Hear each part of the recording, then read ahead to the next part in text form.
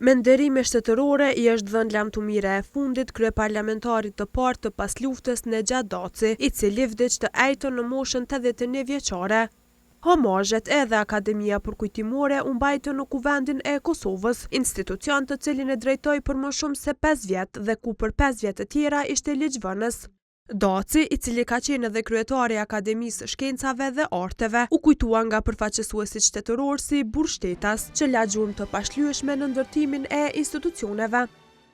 Ai i shërbeu Kosovës si kryetar Kuvendi, ushtrues detyre i presidentit, deputet, akademik dhe drejtues i institucioneve shkencore, duke lënë gjurmë të pashlyeshme në ndërtimin e institucioneve demokratike dhe në zhvillimin e mendimit shkencor në vendin tonë.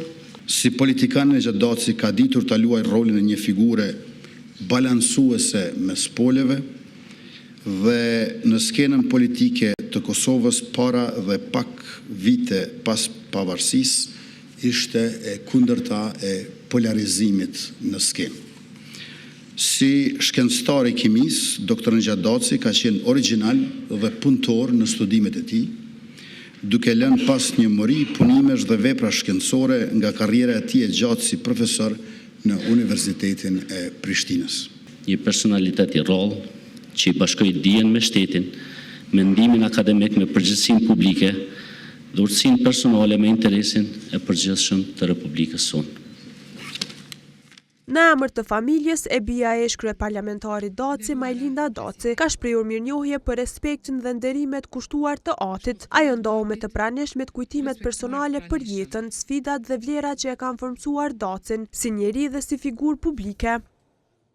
Sot kujtojmë një njeri që jetën e tij e jetoi me dinjitet, sakrificë dhe shërbim të pandërprerë ndaj dijes, vendit dhe njerëzve. Babi qysh herët që nga mosha 4 vjeçare jeta ja vuri mbi supe barën e rënd të rritjes pa prindër. Ishte një fillim i vështirë, po për babin kjo mungesë u shndrua në forcë. Kjo dhimbje në karakter e kjo vështërsi në vullnet të palëkundur për të ecur përpara. Trupi i kryeparlamentarit Daci u përcoll nga ushtarët të FSK-s në varrezat e lagjës Arbëria në Prishtinë. Atij u dha lamtumira e fundit në ceremoninë ku morën pjesë familjar, miq, përfaqësues institucionesh e shumë qytetarë.